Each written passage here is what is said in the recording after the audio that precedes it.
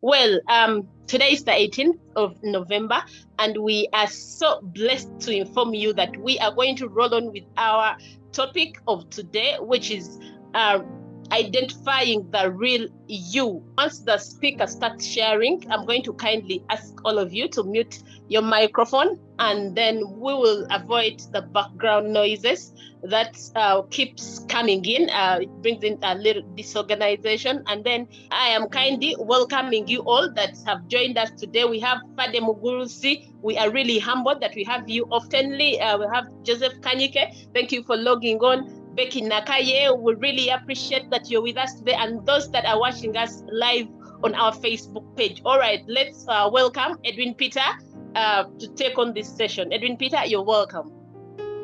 Thank you so much. I do truly appreciate the enormous effort that you do bring to the entire entity of Transformers Hub as the High Command Center, Makaru, the human resource, our IT personnel and director, Mr. Jonathan Soaguma. Thank you so much to all of you, our ambassadors all the way from Arab Emirates and Saudi Arabia, Qatar, Fedabi Mugulusi, salute, Becky Nakaye, salute to you, Mr. Joseph Kasnike. We appreciate you, and to all of you that are on Facebook live streaming and YouTube, we appreciate you. Thank you for Transformers Hub is the place where we come and sharpen, empower, equip one another in order for us to live to the fullness of our greatness as we become timeless transformers, impactful, transformational people who bring change, impact, and transformation in our lives, in other people's lives, in our communities, in our neighborhoods, in our cities, and in our nations or states. That is how we impact the world. But it starts with you having the right association around you, having the right people around you, the right environment, the right mindset. And so as Transformers Hub, we come together, we lock our hands together mentally, spiritually, physically, in order to equip, to empower. And I'm glad even today we are going to do the same. Today we are diving into something that we started on last week, and we are extending it, and I reckon even next week we're going to be doing the same thing. So basically we are doing we are dealing with identifying the real you. Identifying the real you. Last week we did share about the real you, understanding that it is the golden you, it is the ingenious, the ingenuity, the enterprise, the gifts, the talents that are trapped on the inside, hidden on the inside of you. And we did realize that you can never arise, you can never arrive, you can never become, not until you've come in knowledge of who you truly are, of who you were truly created to be. You are a living solution that is positioned in this world to address a unique problem. And man cannot be celebrated not until he comes into his real self. And the real you is the ingenuity, the enterprise, the gifting, that potentiality, the potential hidden on the inside of you. Until you come to that place, you will never be able to live a higher life, a successful life. Not until you come to that place. That's when you will be able to share shoulders with a higher life, with success, with legacy, with transformation, with being an impactful people, for being a change agent. That is how you begin that journey.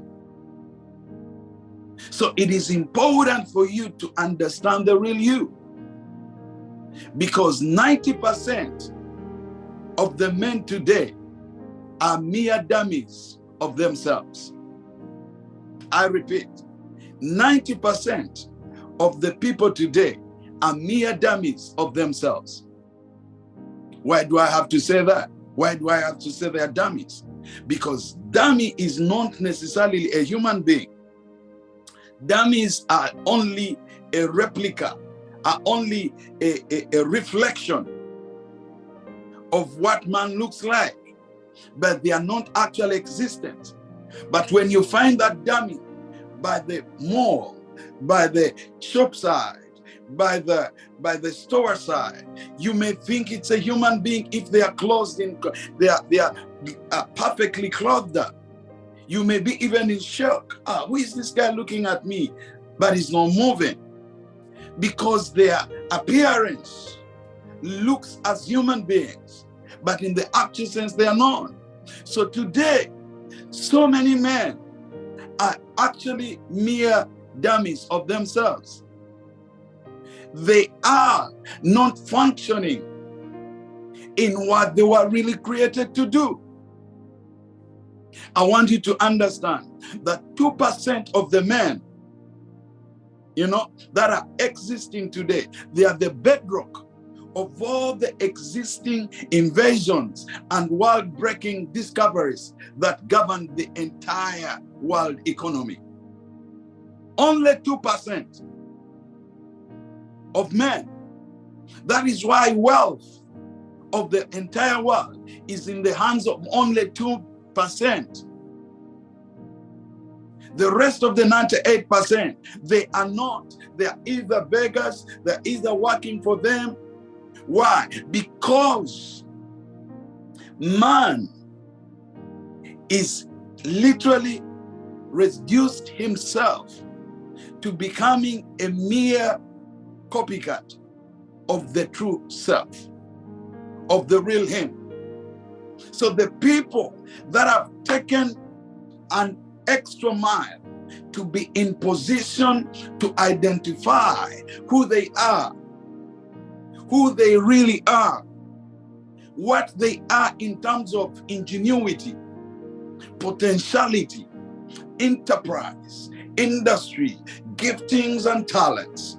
Those people are the people today that are ruling the entire world, because they've reduced all the other men who have not yet come into their full awareness of themselves to work for them, to be beggars to them, and to be paupers. Therefore, if you want to redeem, to emancipate, to liberate yourself from being a beggar, a pauper, an employee, a servant, a slave to the 2%, you ought to resolve in yourself that I need to find the real me. I need to find the real me. So man today is reduced himself to a mere dummy. Is an amplified dummy version of himself, totally short of himself. Therefore, there is overwhelming need for man to rediscover him true self, the real him. The real him is not the outer person we see. The real him is not the accumulation of wealth he has. The real him is not the material belongings, the estates he owns. The real him is not the clothing that he puts on. It's not the social status that he's in. It's not the geographical location that he comes from. It's not in the schools that he went to. It's not in the group of friends that he associates with. The real you is hidden on the inside of you. So how then am I be able to establish, to identify the real me?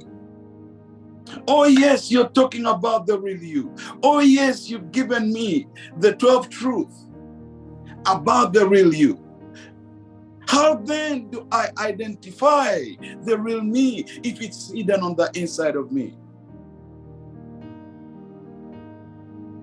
Because the entire world is literally in earnest quest, in earnest anger, in earnest search for the authentic you, the real you.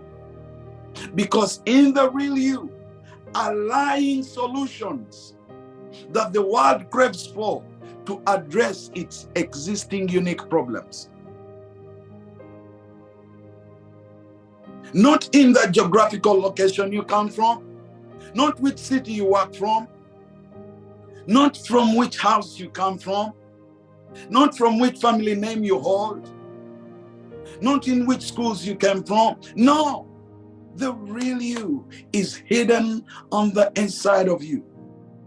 Right there on the inside of you.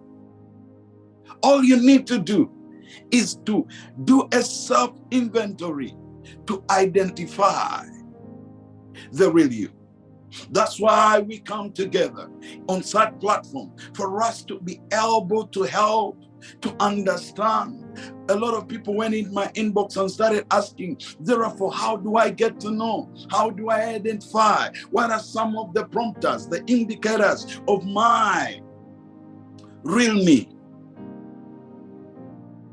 What are some of the indicators, the prompters, the identifiers of the real me? And I said, okay, I'm going to deal with this because I've been in the journey you've been in.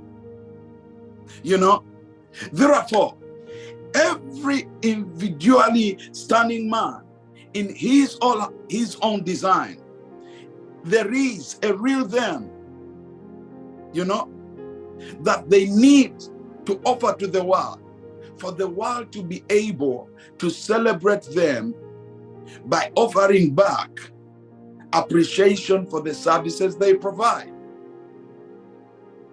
That is how the world will celebrate you. It celebrates you by appreciating you, remunerating you by the services you offer, by the solutions you offer, by the enterprise you offer, the industry, the ingenuity, the gifting, the talent that you offer to the world. Then it will celebrate you by appreciating you back, fiscally or financially, you know. And then you're able to attain and meet the needs of your life. Then you start living a higher life. You know, therefore, like you did ask the golden question, how then do I identify the real me? How do I identify the seated, innate, mandated assignment in me, which we call your timeless seeded assignment on this planet Earth? That is the real you. So, and we're going to look at several of them. I don't know whether I'll exhaust them, but maybe as in the future, as we ferment on the book, it will be coming out soon. The man is timeless seeded assignment. But I want you to, for now, to begin to work on the thing. You know, the real you is inbuilt potential vis-a-vis the man-made instilled skills that you acquired from your culture, from your social setting, from your schools, from your parents, from your siblings, from your friends. All this is not what makes you. Innate of you, in the inner person of you, is where that golden power, potentiality is seated. But it takes you to resolve, to determine that I am going to discover this. I am going to ensure that I do a self-inventory. Ask some questions, inner questions of how do I get to identify, my true self vis-a-vis the man-made instilled skills, enterprises that we adopt from school, from culture, from society, from parents, from friends, from school, the associations that we are part of. The number one identifier or indicator or signal that will show you that this is your real you, or your timeless seeded assignment, or your inner living solution that you meant to offer to the world, for the world to celebrate you back. It is called unmatched passion and charisma.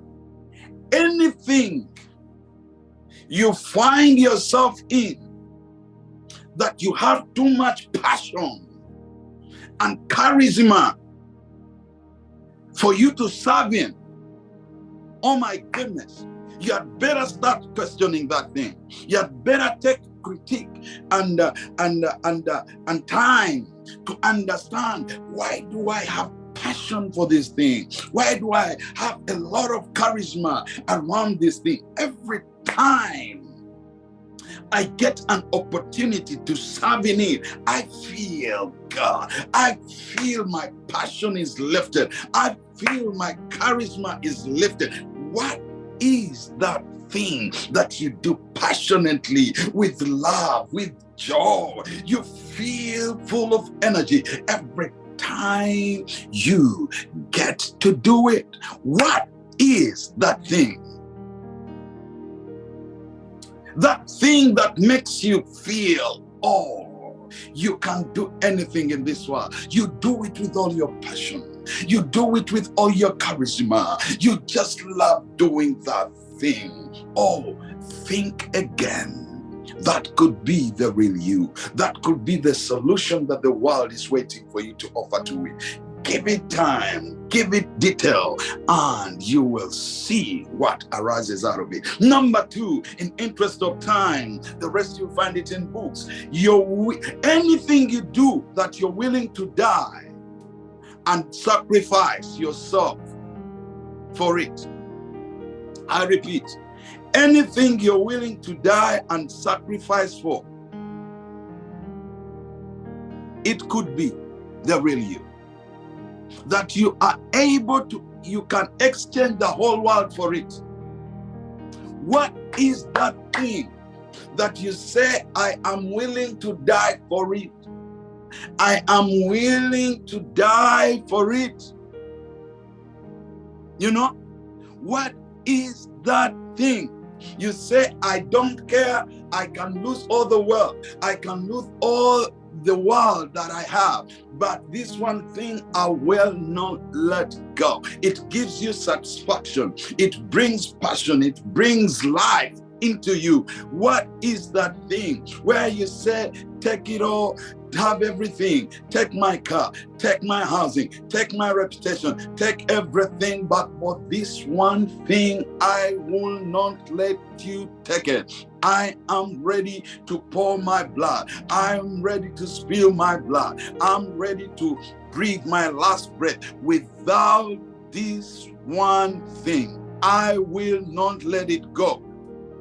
What is that thing? When those come, seemingly very colorfully appearing successful, very glossy, very attractive, very what is the word? Very enterprising. They come calling at your door, but because you know deep in your heart that I have something much more than the glossy offers, than the glossy opportunities, than the glossy breakthroughs, than the glossy jobs, employments. This is too much for me. I cannot take all these glossy jobs, fatty jobs, attractive jobs. I am going to stick to this one thing that I feel it is in my spirit. It is embedded on the inside of me. I can die for it. Take everything. Take the car, take the housing, take the good job, take the attractive job, take the everything, take away my relationship, take away everything. This one thing, I will not give up on it. I'm ready to die for it. What is that thing? Take a deep breath. Think about it. What is that thing? That could be the real you. That could be the real you. Think about it. Trust me, I have had several job opportunities, employment opportunities that have come, with very, very attractive packages, with life insurance, housing, and all these things. And let me tell you, paying highly. And I said, and I looked down and I said, oh my goodness, yes, it may look glossy. Yes, it may look attractive. Yes, the packages, they look amazing. But hold on a second. Is it worth comparing to what is authentically hidden and trapped of me? No. It may look glossy, it may look attractive, but it may not give me life. It will not give me satisfaction. I don't think I'll go for it. If it is to die with this that I have, let me die. But bye-bye to you, the glossy, attractive packet. That is when you discover that is the thing. And I stood and I said, I will stand for what I was created to do, to empower, to transform, to impact lives with what is trapped on the inside of me. Give me a microphone. I'll talk for 3 hours. Give me an opportunity to empower, to impact, to influence, to inspire, to lift up somebody, to edify. I will jump on that mic any minute, any day, any hour of the day, in the night, in the morning. I will not reduce myself to a fatty, attractive job employment just because it is for a moment.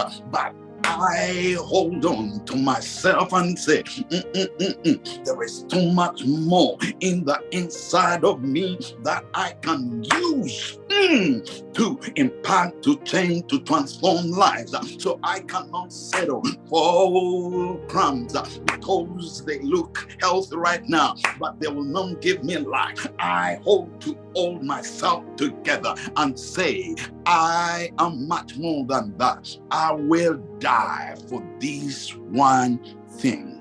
What is that thing that you're able and willing to sacrifice yourself, to be able to die for, and exchange the whole world for it, and say, take the whole world, but this one thing, don't take it away from me? What is that thing? That is the real you. That is the timeless seeded assigned you that you need to offer to the world, that the world may celebrate you back with remuneration, with appreciation that you need in your life to live a higher life.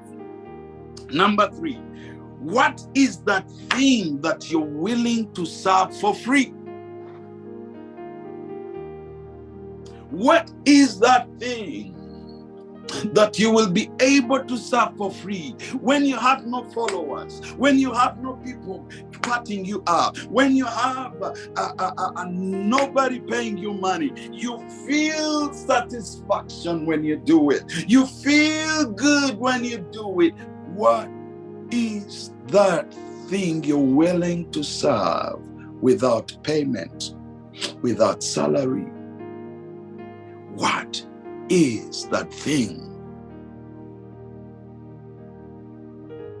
What is that thing that you're able to say, don't worry, I will do it?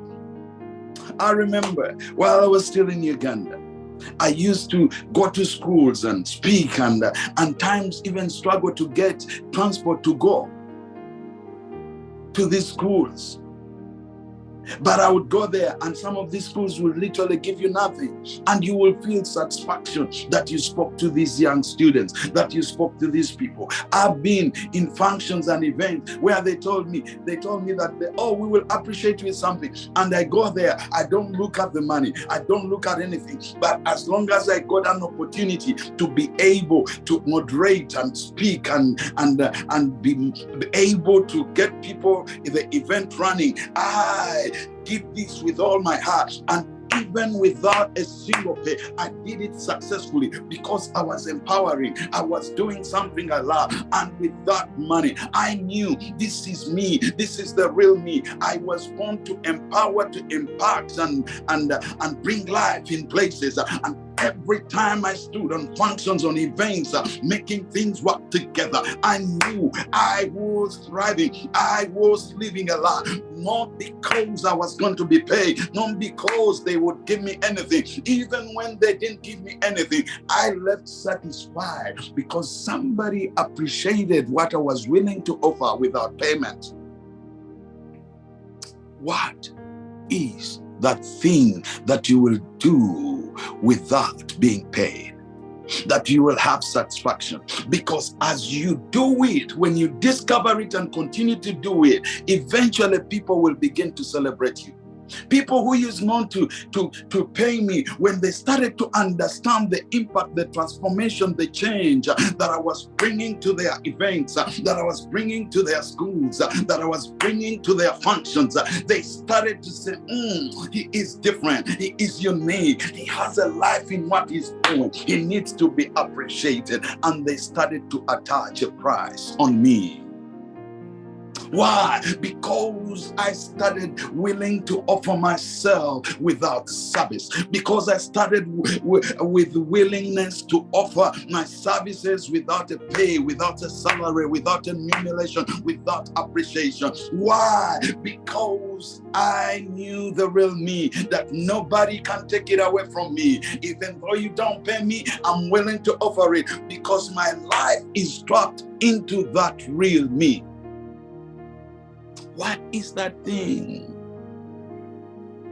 You know, as TransformersHub, there was a time where things were not looking good, where we didn't have money, and other people kept up pulling off because there was no money. We were in a COVID situation, and there was no pay, and we remained there. Others were willing to say, you can reduce on our salary, you cannot pay us this time, but we shall keep working. And we kept on working and working and working. And when the time came, we started to have price attachments to ourselves, and we started to remunerate ourselves. Why? Because we were able to serve without pay.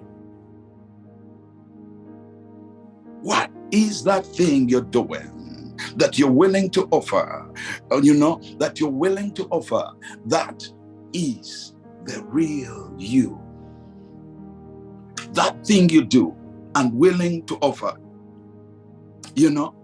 without payment. That could be the real you. The other thing that you need to understand, everything you do that is people-oriented, contrary to self-oriented, that could be the real you. Anything you do that is people-oriented, or what we call others-oriented, that thing could be the real you. If I may put it in precise words, anything you do selflessly,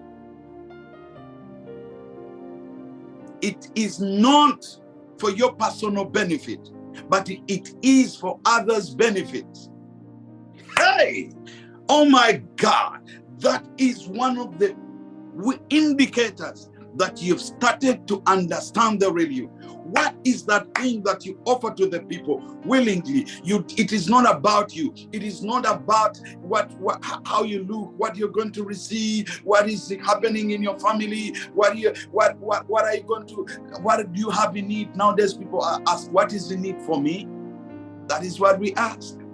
What is in it for me? That is being selfish.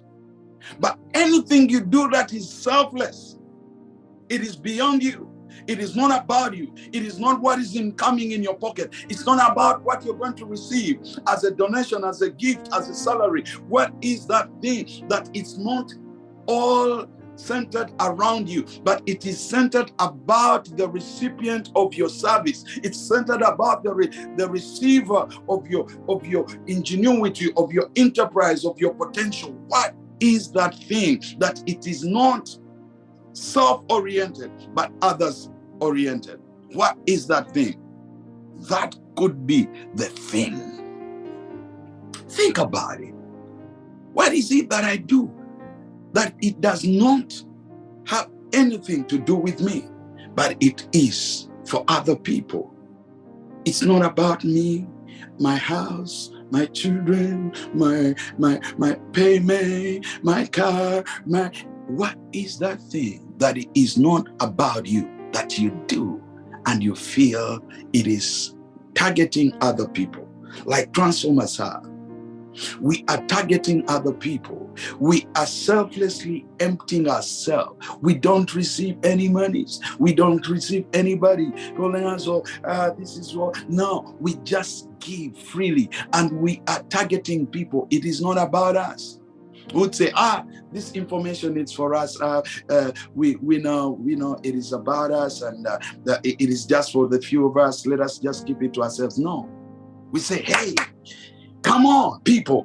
You can do this. You can be able to get higher. You can achieve. You can succeed. You can be an achiever. You can be productive. You can be fruitful. Hey, these are the things you can use. These are the tools. These are the secrets. These are the insights. These are the nuggets that you can propel you to get to live a successful, achievers, productive, fruitful life. Come on, jump on them. Get on them. You are literally centering yourself to other people, not to yourself.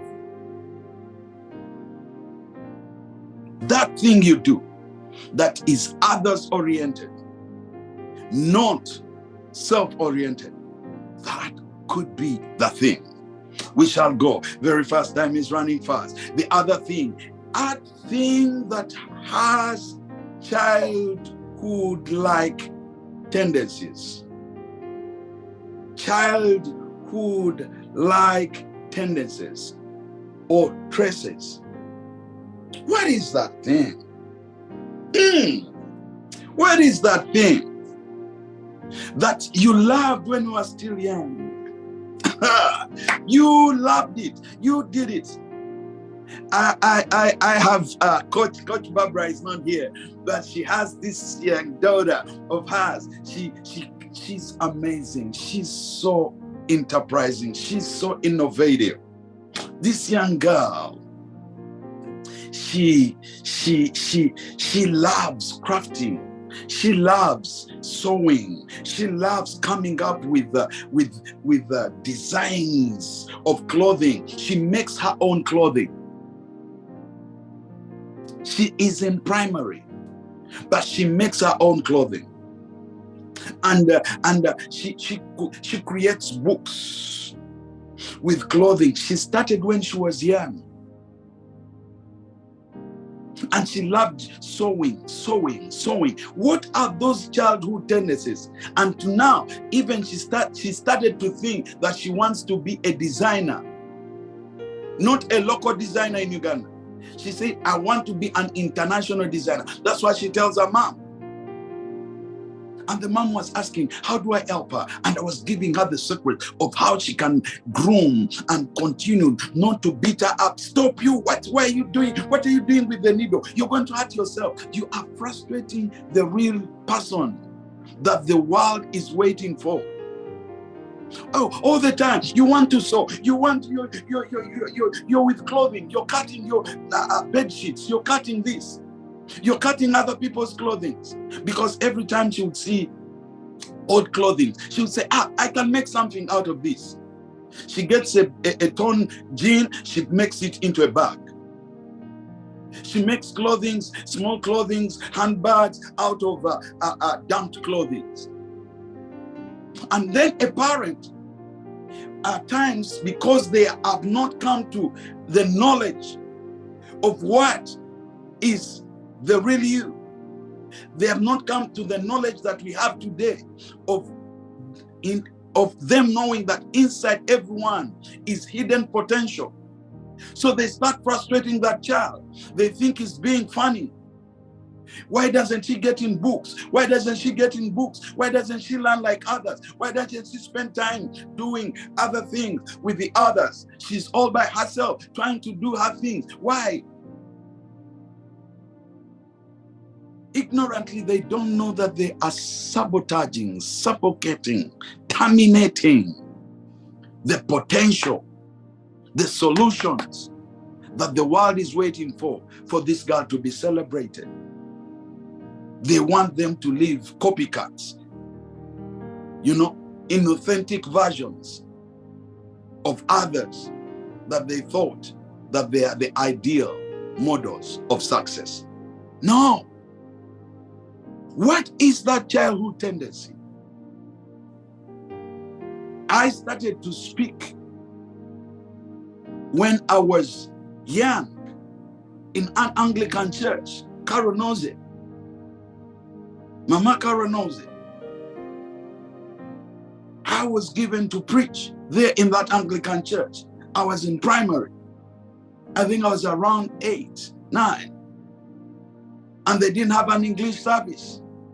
And they said, we need somebody to do an English service. The reverend then could not speak English. So they said, yeah, for the morning service, for the people that work on Sunday, we can do for them an early service at 8. Because always the service started at 10. 10:30 ends at 12:30 at times, or 1. So they needed people that are early risers to go to church. And they said, oh, we can even make it an English service. And they didn't have anyone at that time. So they said, oh, you know what? There is this Uncle Dick's son.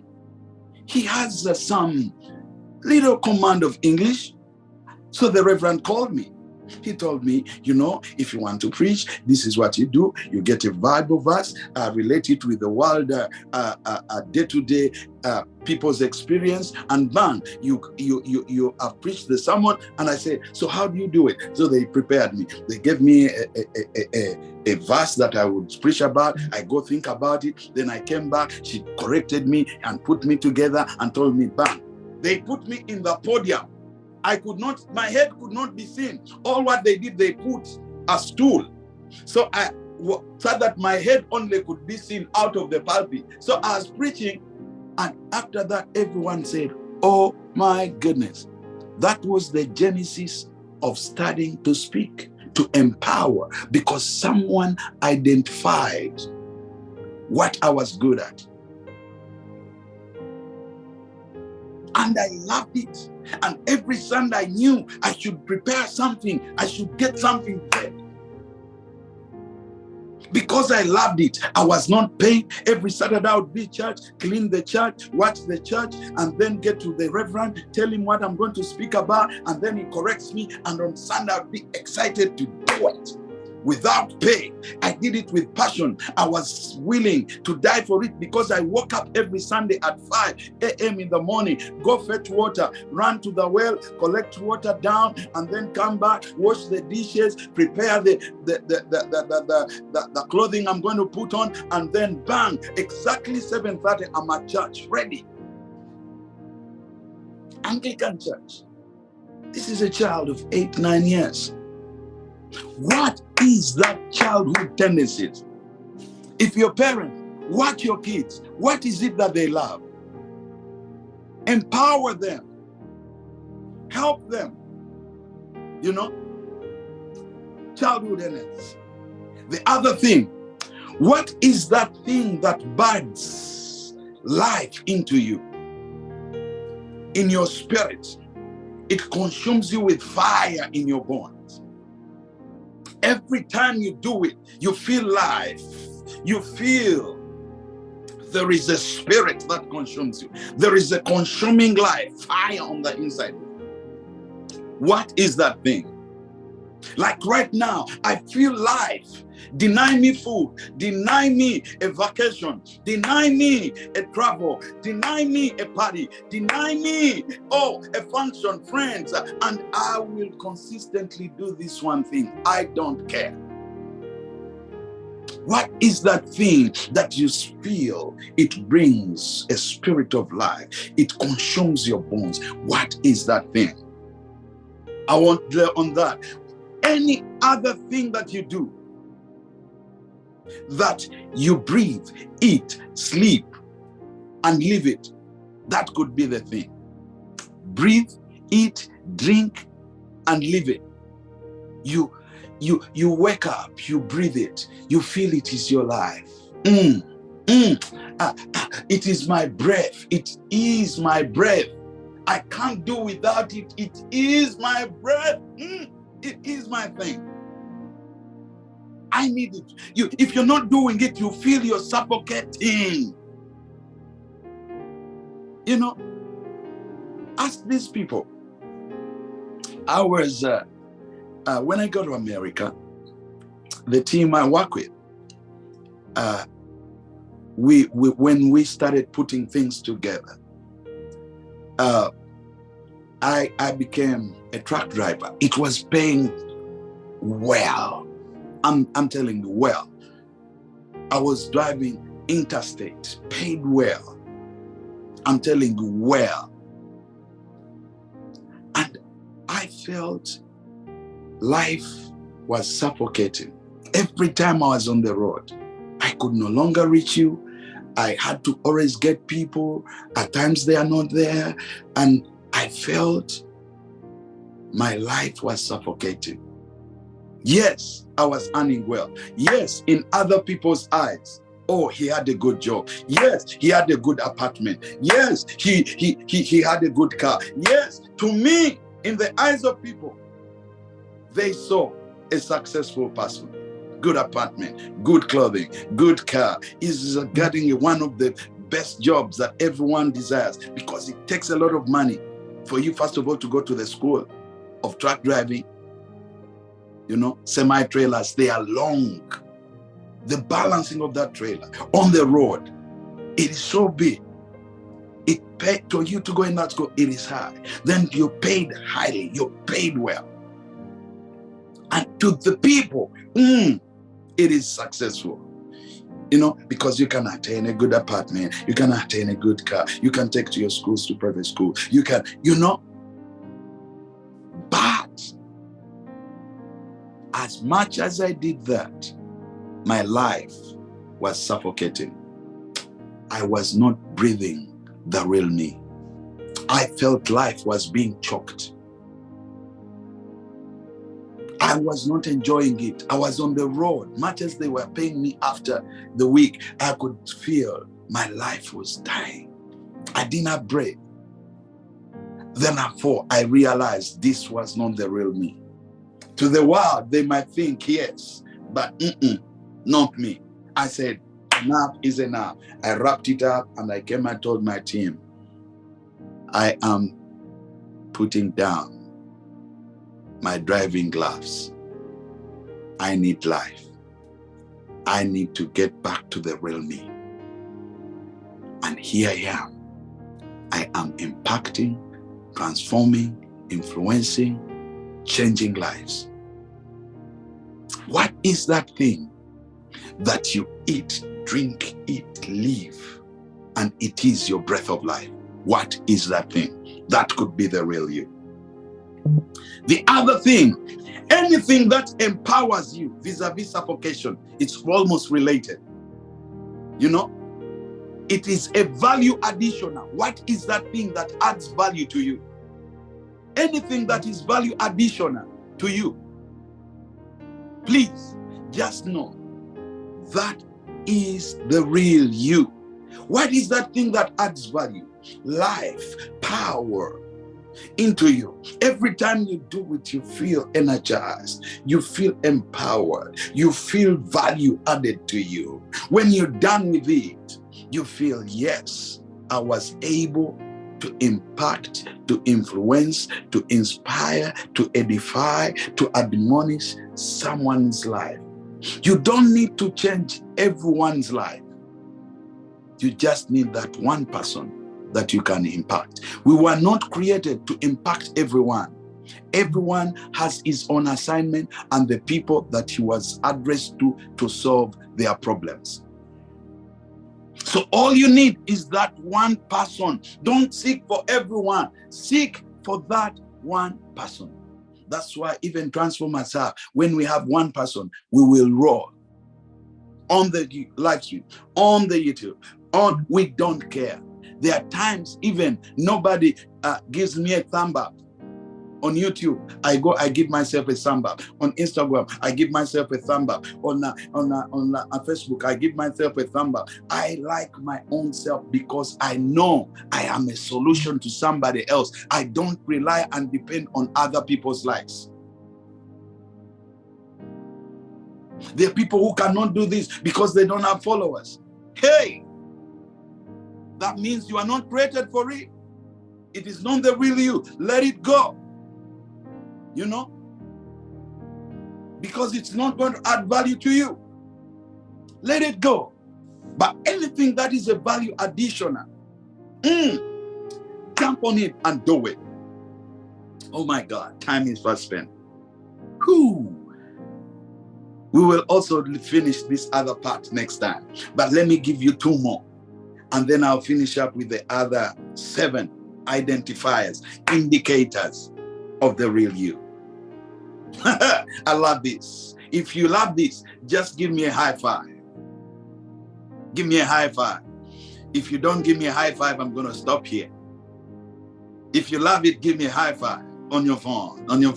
Give me a high five. Give me a like. Give me a thumb up on Facebook live streaming, on YouTube live streaming. Please, please, please. If you like it, just give me a thumbs up that I may continue with it, because you need to know. This is the problem. This is what has been enslaving you. Anything that is not this that I'm giving you, you are not created for. Trust me. Don't waste your time. If anything I give you here is not in your DNA, don't waste time with that thing. You are not created for it. You might be doing it now as a, what do I call it? Yes, as a catapult, as a springboard. Yes, as a springboard that is going to catapult you, to throw you, to drive you into your final destination of the real you, of your real service, of your real enterprise. But it is not your final destination. But when you are in knowledge of it, you know, oh, this is only a stop, en route to my final destination of the real me. You know, let me give you the other one. Anything you do effortlessly,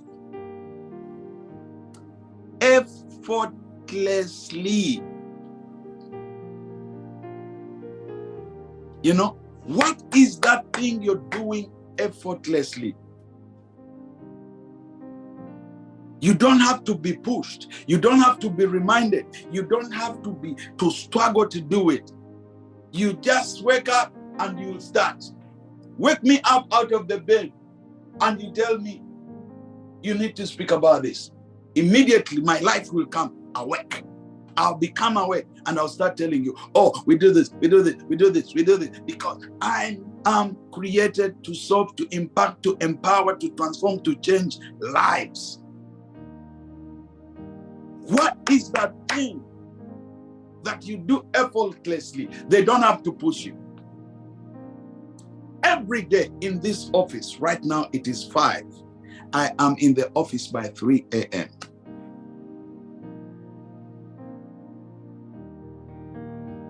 By 3 a.m., I pray for 1 hour. I prepare for what I'm going to speak on the different platforms. I prepare for the different Zoom meetings. What am I going to speak on the 3 different meetings that I'm going? What am I going to speak in the meetings I have in the day? I prepare without struggle, effortlessly, because I was born to do this. Like Mama says, this is our say. This is my chords. This is my say. I say we are born to win, never to fail. Your winning is trapped, innate, of the real you, of your timeless seeded assignment to the world. And how do you get to know that? That thing you do effortlessly, no struggle. You do it with ease. Ease, no struggle. That thing you are created for. You know, the other thing about, then I wonder, 3 minutes, the last one, the others, the last 8, I'll give them into the second series, part 2 of identifying the real you. This time you'll call it the real you indicators, so that to give it a different flavor. We ought to be creative. So Mama, you've captured that. The real you indicators. That is the team I work with. I enjoy doing this. I love what I do. I love what I do. You know, the last one for today, the other 8 we shall recollect in the next series, part 2, the real you indicators, stroke identifiers. The last one, anything you do that it is inwardly oriented, not outwardly instilled, that thing you were born for. That thing is your timeless seeded assignment to the world. That thing is the real you. It is not acquired from man-made skills, man-adopted skills, man-adopted talent, man-adopted ingenuity. Go to school, get a craft in this, go to a vocational school, the society, the culture, the friends, the community. This is how we do things for you to be successful. That is outward made. Anything that you are born to do, anything that is the real you, anything that is a timeless seeded assignment that you offer to the world, which is the real you, that thing, it is innate, it is inwardly driven, not outwardly acquired.